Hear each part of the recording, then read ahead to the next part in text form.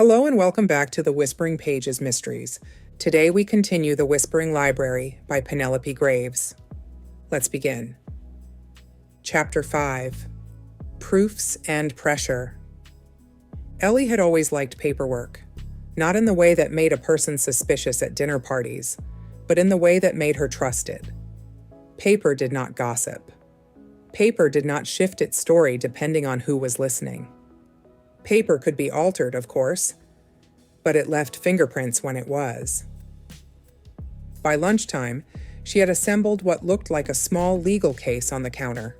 4 copies of Ashes Beneath the Ivy, Ellie's signed edition at the center like a witness under questioning, and a notebook full of observations written in neat, impatient lines. Sam hovered nearby with a laptop and an air of restrained excitement. "I feel," he announced, "like we're in a courtroom drama. Should I bang a gavel?" "You should sort the returns," Ellie said without looking up. Sam sorted the returns with theatrical resentment. Ellie dialed the number printed inside the back cover, the publisher's contact line, intended for rights inquiries and suspiciously cheerful complaints. After 2 rings, a recorded voice welcomed her warmly and assured her that her call was very important. Ellie waited with the calm of a woman who had once spent 47 minutes on hold to dispute a delivery charge on a box of poetry anthologies. At last, a real voice appeared. "Fallow and Keene Publishing, editorial desk. This is Lorna." "Hello," Ellie said pleasantly. "My name is Eleanor Davenport. I'm calling about a possible discrepancy in the dedication page of Thomas Lumley's memoir." There was a pause, so slight Ellie could almost hear the woman straightening in her chair. "Yes," Lorna said carefully. "And what discrepancy would that be?" Ellie opened the signed copy and read it aloud. "To those who remember the orchard." Then she opened a standard copy. "To those who remember?" Silence. "It may be nothing," Ellie continued politely, "but given Mr. Lumley's death and the recent attention surrounding his book, I thought I ought to confirm whether there were multiple versions printed." Sam had stopped pretending to work. He was listening with the intensity of a person awaiting spoilers. Lorna cleared her throat. "May I ask where you purchased the copy containing the longer dedication?" "I didn't," Ellie said. "Mr. Lumley signed it for my shop 3 days before he died." Another pause. Longer this time. "Would you mind," Lorna said slowly, "reading that again?" Ellie obliged. "To those who remember the orchard." There was a faint clicking sound. Keyboard keys. "Our first run should have had the dedication as, 'To those who remember,'" Lorna said. "That was the final approved text." "So the orchard line wasn't included?" "Not in the published edition, no." Ellie's grip tightened slightly on the phone. "But my copy includes it." "Yes," Lorna said, and now the warmth had gone from her voice. "That's why I'm looking at the file history." Ellie waited.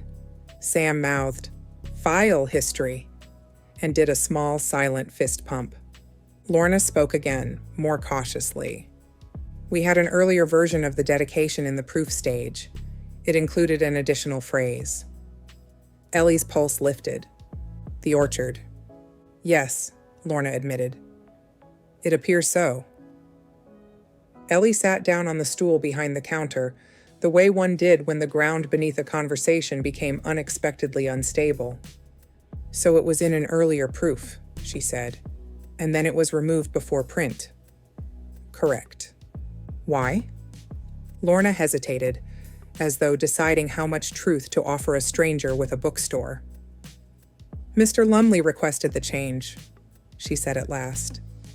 "Or rather, it was submitted as an author amendment." Ellie's gaze dropped to the signature inside her copy, the broad flourish Thomas had been so proud of. "Submitted by him?" "Yes." Another brief pause. "Though, there is something odd." Ellie's mouth went dry. What sort of odd? The amendment request is recorded in our system, Lorna said slowly. But the email address attached is not the one Mr. Lumley used during edits. Ellie felt Sam's eyes on her. It could be an assistant, Lorna went on quickly.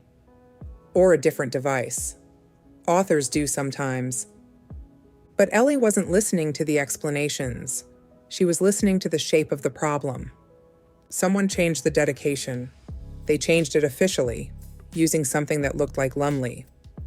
And yet Lumley's signed copy still contained the old wording, which meant either the signed copy was printed before the change and somehow survived, or Lumley deliberately held back a proof copy, or someone did not know the signed copy existed. Ellie forced her voice steady. Can you tell me when the amendment was submitted? More clicking. It was logged 10 days ago. 10 days. Ellie's mind flicked backward. 10 days ago, Thomas had been seen in the library archives. 10 days ago, the village had started whispering about what he was digging up now. 10 days ago, Counselor Wickham had posted something about respecting the past. 10 days ago, Richard Harrow had held court at the pub, smiling as though nothing in the world could truly rattle him. Ellie swallowed. Is there any way you could forward that amendment log to the police? She asked gently. Detective Inspector Thorne is handling the case. Lorna didn't answer immediately. Then, yes, she said. Yes, I think that's sensible, given everything. Thank you. And Miss Davenport, Lorna added, her voice lowered now. I'm not supposed to say this, but Mr. Lumley was very particular. If someone altered something in his book without his consent, he would have noticed. Ellie stared down at the dedication page. To those who remember the orchard. I think he did, Ellie murmured. After she hung up, Sam leaned on the counter like a man who had just watched the final scene of a thriller. So, he said softly, someone edited his dedication using a different email address. Or made it look like he did, Ellie corrected. That's... Sam searched for a word, settling on ominous. Ellie didn't respond at once. Her thoughts were turning over, neatly, like pages. If someone had impersonated Lumley to remove a reference, then the orchard wasn't just poetic. It was dangerous. She pulled her notebook toward her and wrote a single line. Amendment log, 10 days ago, not Lumley's email. Then beneath it, who benefits from orchard disappearing? The bell above the door chimed. Ellie looked up, expecting a customer. Instead, D.I. Thorne stepped in, removing his coat with brisk efficiency. He looked as though he'd walked straight from a police station into a room full of people who insisted on facts. His eyes flicked over the piles of books. What is this? He asked. A comparison, Ellie said, and held up the two copies. Mr. Lumley's dedication was altered before publication. Someone submitted the change 10 days ago from an email address the publisher doesn't recognize as his. Thorne's expression tightened, ever so slightly. And the publisher has documented this. Yes, they'll forward the log to you. Thorne took the books from her, scanning quickly, methodically. So your copy contains the original dedication, he said, and the printed edition contains the altered version. Yes, which suggests your copy is either a proof or a deliberate holdback. Or the only one they didn't find, Sam offered, unable to resist. Thorne glanced at him, a look that suggested Sam's enthusiasm was an edible substance best consumed in moderation, and then returned his attention to Ellie. How many copies did Lumley sign for you? 3. Thorne's gaze sharpened. Where are the other 2? Ellie blinked. One sold yesterday afternoon to Mrs. Haversham. The other? Ellie hesitated. I don't know. It should be in the locked cabinet. unless it was taken in the break-in. Thorne's posture shifted, a subtle tightening through his shoulders. You didn't mention a signed copy missing.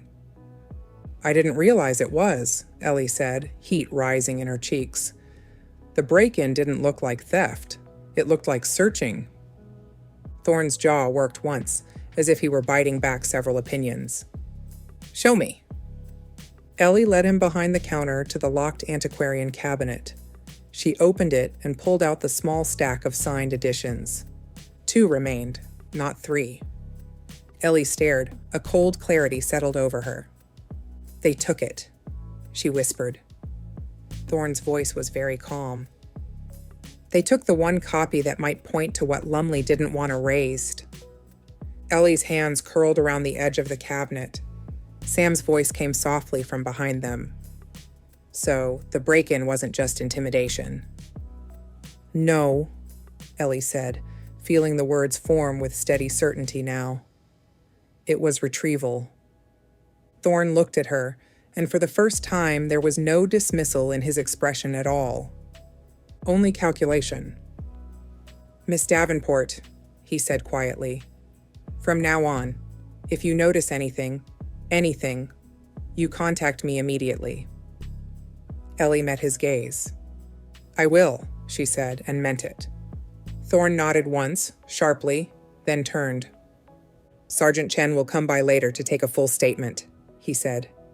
In the meantime, lock up that cabinet, and do not, under any circumstances, try to help by conducting your own inquiries.